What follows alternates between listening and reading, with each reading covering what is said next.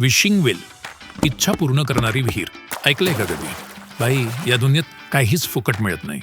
पैसा फेक तमाशा देखच्या या दुनियेत विशिंग वेलमध्ये पण कॉईन टाकायला लागायचं बरं का.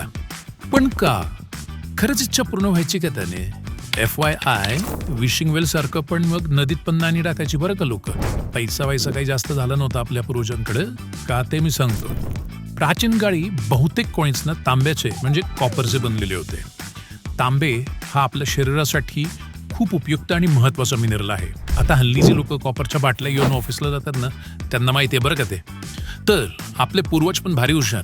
तेव्हा पिण्याच्या पाण्याचा सोर्स म्हणजे नदी किंवा विहिरी होत्या. म्हणून मग हे विष मागायची प्रथा बनवून त्यांनी पाण्यामार्फत कॉपर म्हणजे तांबे आपल्या शरीरात जायची आयडियाची कल्पना केली. सरळ सरळ घरच्या पाण्याच्या भांड्यात नाणी टाकली असती तरी चाललं असतं की. पण आपण तरी कधी सांगून ऐकलंय का? म्हणून मग विशिंग वेलची लालच आहा लपलपा ची आयडिया आपल्या पूर्वजांनी केली. बाकी लोकांच्या किती इच्छा पूर्ण झाल्या ते माहीत नाही, पण शरीराला आणि आरोग्याला फायदा नक्कीच झाला असेल हे कन्फर्म. त्यामुळं कळलं का?